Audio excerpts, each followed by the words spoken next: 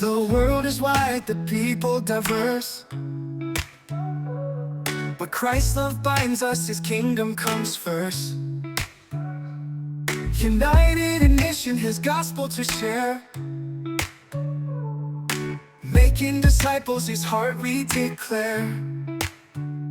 Kingdom calling, our hearts responding, laying down agendas, Christ's love abounding.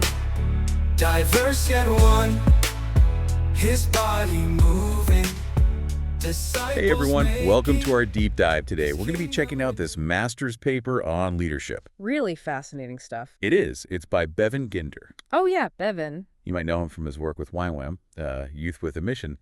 And his insights, from what I've seen, are super relevant to anyone, especially those who are in international missions. Yeah, and what's really neat about this paper is that Bevan kind of goes deeper than just giving like typical leadership advice, you know? He ties in some pretty deep theological concepts to it. It's true. It really makes you think. Yeah. Okay, so we see three main themes pop up in this paper. Okay.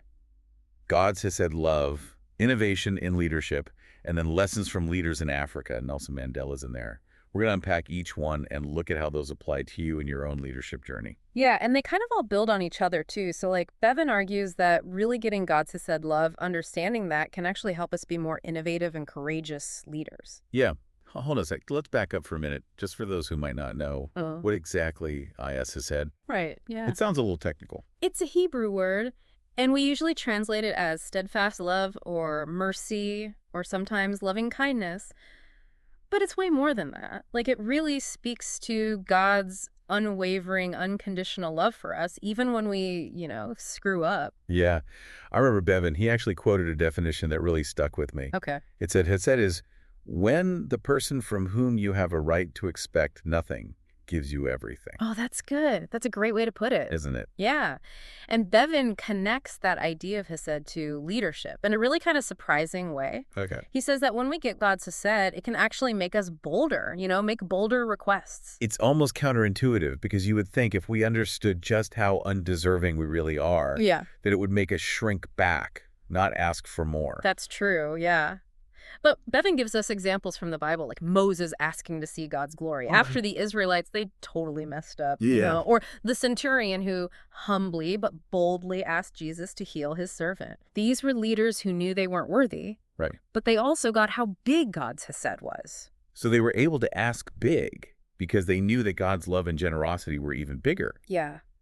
But how do we make sure that this kind of boldness, how do we make sure it doesn't cross the line into feeling entitled or like we're trying to manipulate God? Oh, that's a great question. And Bevan actually addresses that head on. He's really clear that genuine boldness that comes from Hesed is not about, demanding things from God because we think we deserve them or we've earned them. Yeah. It's not about keeping score or trying to play God. Right. It's about recognizing that God's Hesed is a gift. It's freely given, and it empowers us to approach him with confidence and humility at the same time. Absolutely. And that same Hesed, that radical generosity should extend to others, especially in the church. Bevan actually gets really honest about how concerned he is about the judgment and division in the American church. Yeah, he brings up Andy Stanley's book, Not in It to Win It. Yeah. I really like that book. Yeah. And in that book, Stanley really pushes Christians to put unity first. Before getting tangled up in all these political ideologies. That really struck a chord with me. Yeah, me too. Bevan echoes that. Yeah. He says that living out Christ's love means we put reconciliation first, ahead of winning arguments, especially like cultural or political ones. So it's not about always being right or silencing the people that we disagree with. It's about showing that same like radical love and mercy that God's given us to others. Right. Makes you wonder, how would our interactions change, whether it's online or offline, if we really did lead with Hesed? That's a great question. It really makes you think about it, doesn't it? Yeah. That leads us to Bevan's exploration of innovation and pioneering leadership. Now, that might seem like a totally separate thing, but it actually connects right back to Hesed. It's really easy to get stuck in a rut, especially in missions work. We might think, well, this is how it's always been done. And then we miss those chances to reach people in new ways that are actually relevant to them. But Bevan, he kind of shakes us up and tells us to think differently. He does. Bevan reminds us that God is a God of creativity and new beginnings. And he even points to the story of the potter in Jeremiah.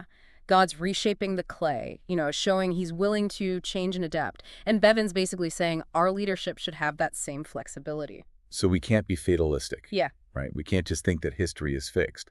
We have to embrace our part in co-creating with God. That's right. And constantly look for new ways to build his kingdom. Yeah, and that's where his definition of innovation is so helpful. He says it's about creating something new that works and gives glory to Jesus. So it's not just about novelty for its own sake. Right. It has to have a purpose. It has to be effective. And ultimately, it has to bring honor to God. Yeah. So how do we actually cultivate that kind of innovation in ourselves, A&D, Right. in our organizations? I mean, because let's be honest, sometimes it feels like pulling teeth, Right. trying to get new things going. It can be. Bevan lays out this really practical framework to help us get that innovation going. He calls it EVO. It stands for Empowerment, Vision, and Ownership. So empowerment, that means giving people real authority and influence, not just a list of tasks to check off. Right. Vision, that's all about communicating that why behind the mission in a way that inspires people. And then ownership, that means giving folks responsibility in a way that makes them really invested in the outcome. And what's really cool is he connects this EVO model back to the way God leads. God empowers us. He paints a vision for us. And he gives us ownership over what he entrusts to us. Yeah.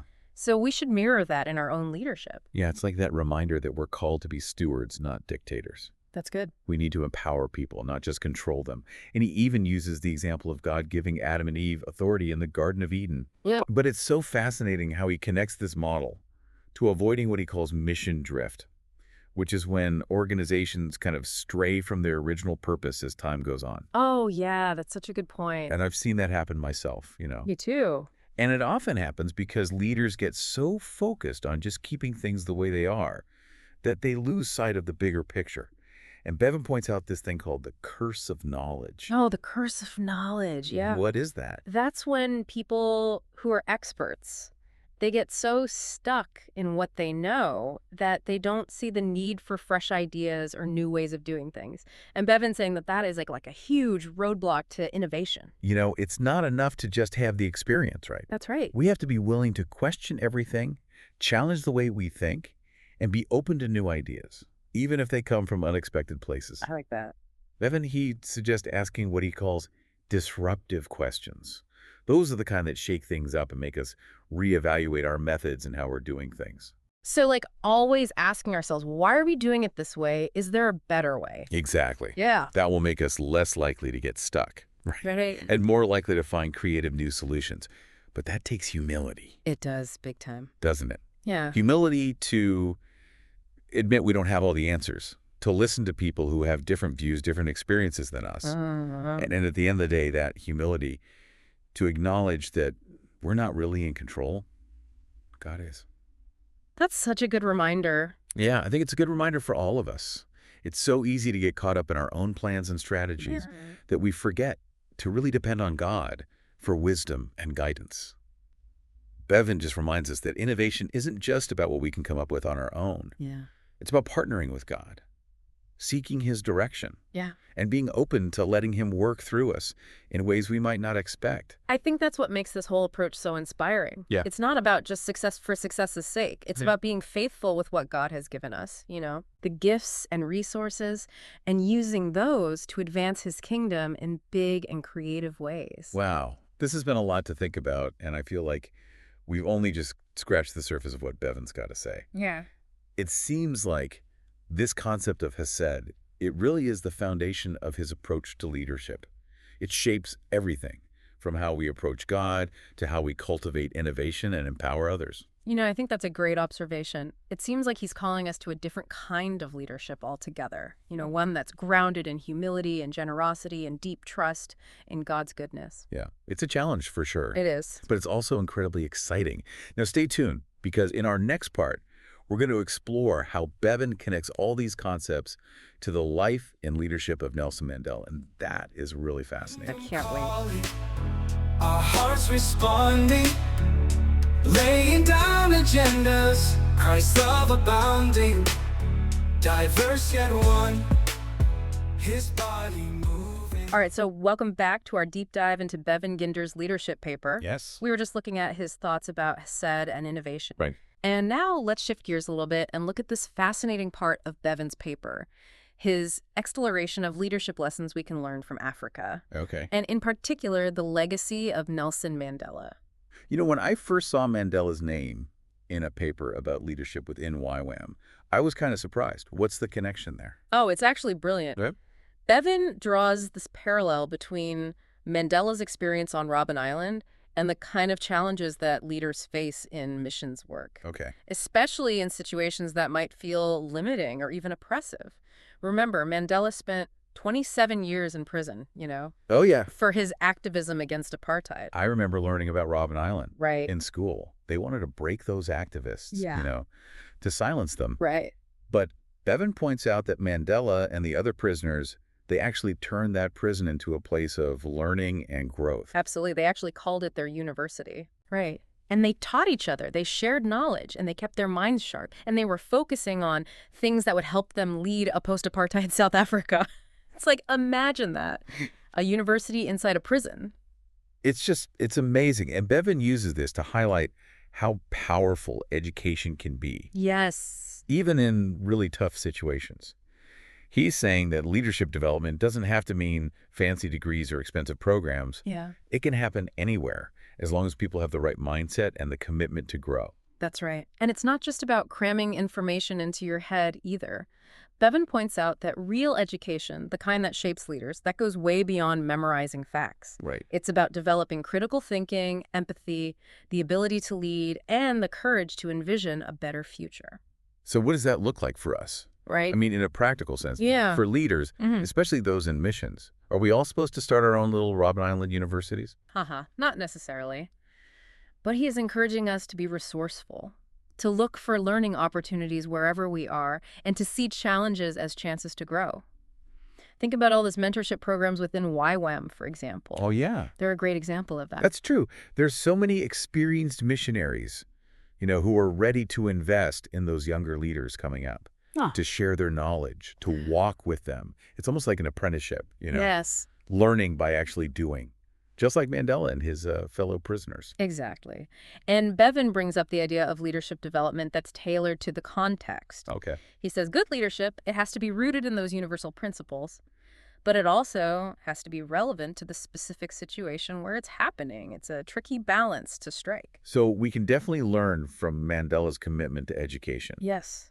but we also have to adapt those lessons to our own situations, Yeah. to the specific cultures and challenges we face. It's not a one-size-fits-all kind of thing. Right. And that's where, remember, Bevan's thing about asking disruptive questions, Yeah. that comes back into play. He's pushing us to always be checking our methods, to be asking ourselves, are we really equipping leaders in a way that's going to help them succeed in their own contexts? This makes me think about those of us who run training programs. Are we just copying Western models? Yeah. Or are we really listening to what leaders from different cultures need, based on their experiences? And are we willing to change how we do things based on what they tell us? It's a tough question, It is. but it's a question worth asking. Definitely. And it takes humility, right? Yeah. To admit we might not have all the answers, to be open to learning from others, and to have the guts to change our methods when we need to. Absolutely. Now, Bevan doesn't just talk about, the intellectual side of leadership development.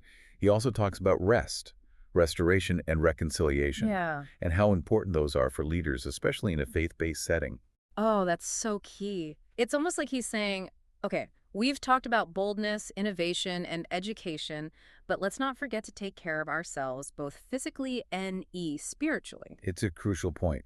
I've seen so many leaders, and I've been there myself, burn out because we're just so laser focused on the mission that we neglect our own well-being. And Bevan argues that that's actually counterproductive in the long run. Yeah, he even ties it back to the idea of Sabbath, that God himself rested after creating the world. It's like Bevan saying that rest isn't a weakness, it's actually a spiritual discipline, an act of trusting God's timing and his provision. It's about recognizing that we have limits. We're not ultimately in control, Right. and that God can still work through us even when we're resting. Hmm. Bevan talks about ministries like in harmony, which is a great model of rest and renewal specifically for leaders. That's such a good point. And I think it's especially important these days where everybody's so busy all the time and it's almost like a badge of honor to be super busy. Oh, I know. We have to create space in our lives for rest, for reflection and renewal, so we can lead from a place of wholeness, not from being completely drained. Absolutely. Bevan also emphasizes reconciliation as part of this restoration process. He argues that unresolved conflict, whether it's within us or with other people, that can really sap our energy and effectiveness as leaders. It's like carrying around a heavy weight, right? Yeah. And he says we need to face those wounds, whether they're personal or relational, and seek healing and reconciliation. It's not about pretending the conflict isn't there or ignoring it. It's about dealing with it in a way that's healthy and constructive. And that actually connects back to what we were talking about earlier Yay. with extending his ed to others. Yeah. If we want to be leaders who create unity and reconciliation, we have to be people who are actively seeking that healing and a wholeness in our own lives. I think that's really powerful. It's not just about having the right skills or knowledge. It's about being the right kind of person, someone who's whole, healed, and reconciled. And we can't do that on our own. That's right. It takes depending on God's grace and letting him work in our hearts and in our relationships. Bevan is really challenging us to rethink leadership. It's not about quick fixes or easy answers. He's inviting us on this journey of transformation. Yeah. And it's a journey that requires us to be humble, to be open to learning, to embrace change, and to put our own spiritual and emotional well-being first. And it's not always going to be easy, but I think it's the way to become the kind of leaders God is calling us to be. Absolutely.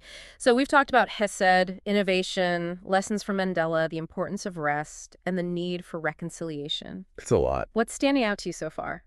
Honestly, I'm really struck by the way Bevan brings all these different themes together. Hmm.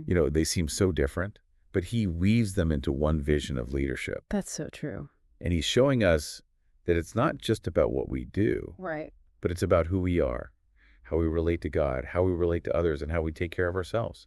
I think you're spot on. It's that reminder that leadership isn't just a bunch of skills or techniques. Right. It's a way of being in the world that reflects God's character and helps to build his kingdom. And it's a journey of constant learning, adaptation, and being open to what we don't expect. I think that's a great place to take a pause for now. Yeah.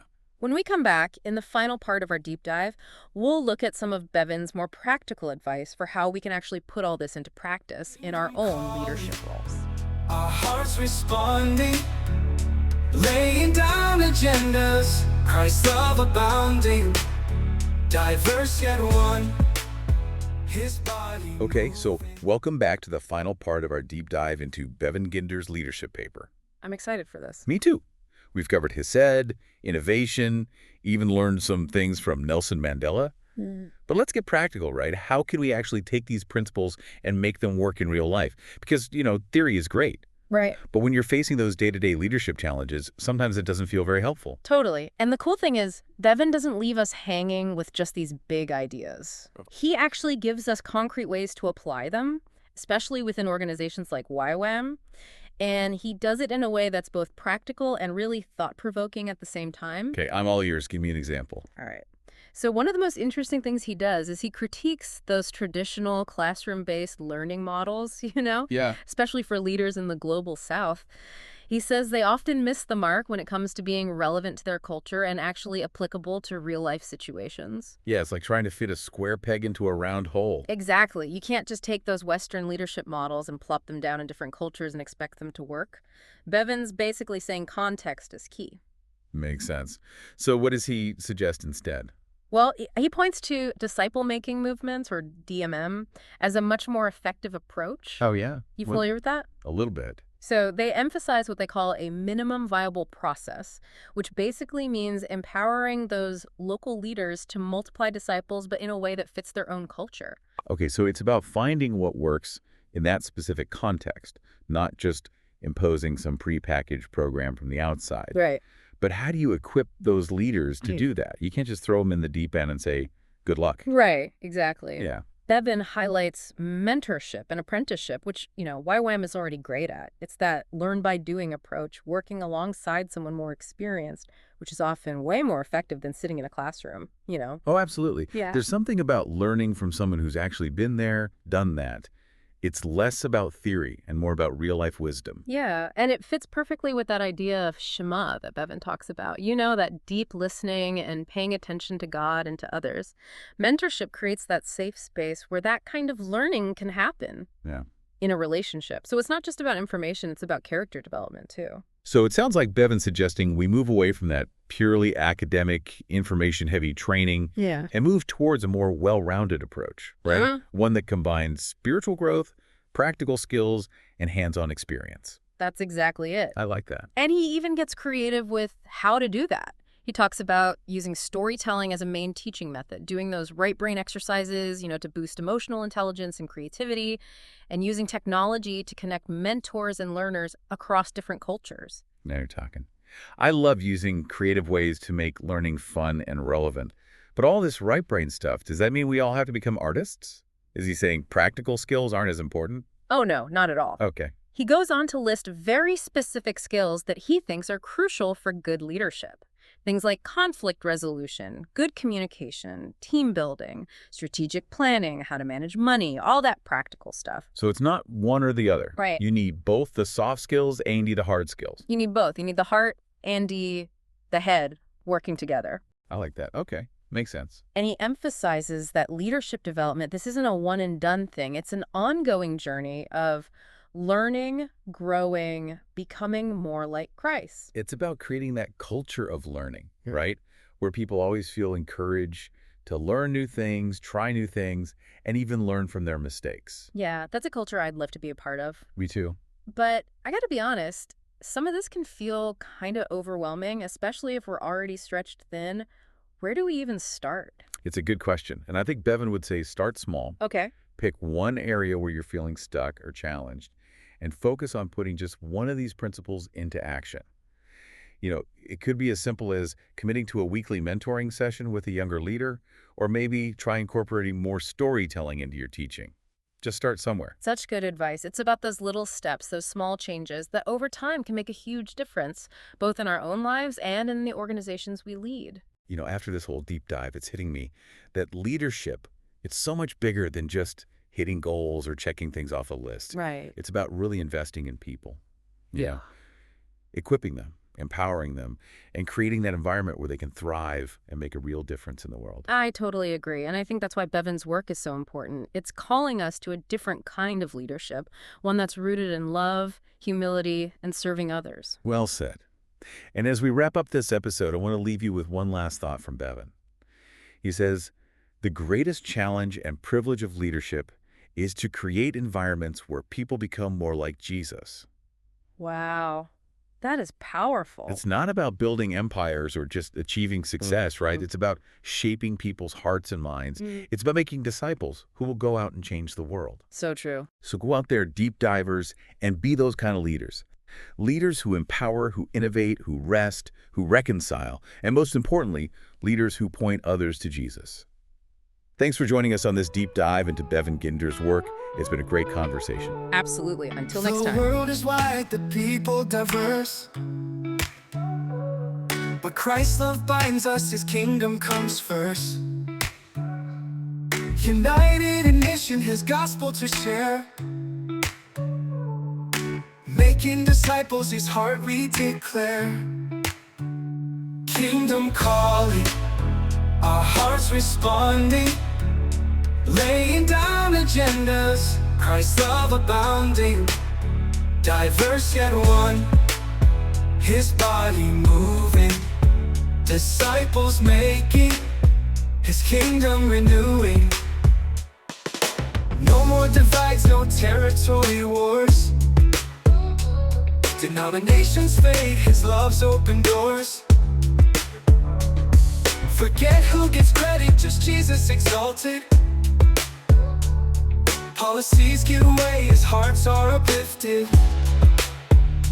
Kingdom calling, our hearts responding. Laying down agendas, Christ's love abounding. diverse yet one, His body moving, disciples making, His kingdom renewing. No more divides, no territory wars. Denominations fade, His love's open doors. Forget who gets credit, just Jesus exalted. Policies give way as hearts are uplifted. Kingdom calling, our hearts responding, laying down agendas, Christ's love abounding. Diverse yet one, His body moving, disciples making, His kingdom renewing. His love compels us, His glory our aim. Empowered by Spirit, we bear Jesus' name. In every sphere, His kingdom advances, restoring the broken, uniting all nations.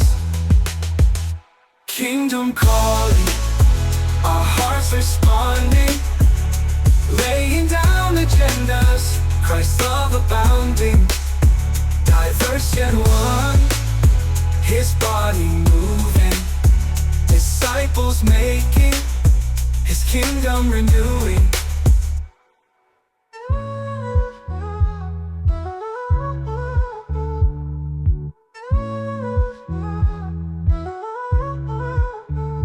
Kingdom calling,